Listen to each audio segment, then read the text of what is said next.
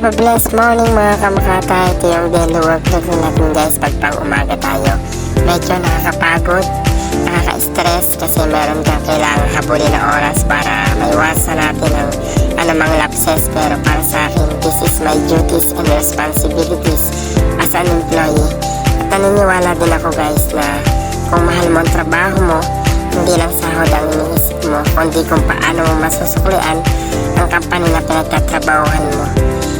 Isa pala to guys sa trabaho na minahal ko. Kahit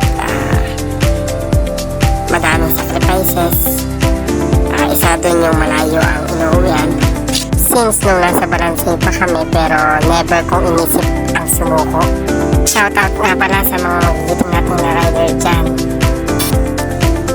Dito nga pala guys sa free ship, isa to sa daily routine namin na araw-araw namin ginagawa bago magpunta ang ating magigiting na rider sa kanilang mga area.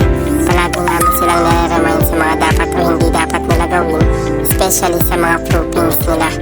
Alam naman namin na hindi madali sa mga area nila, kaya hindi kami nananawa na magpaalala sa kanila na mga dapat nilang gawin. Kasi alam namin, end of the day, na nasasabi namin is mapapakalabangan din nila. Guys,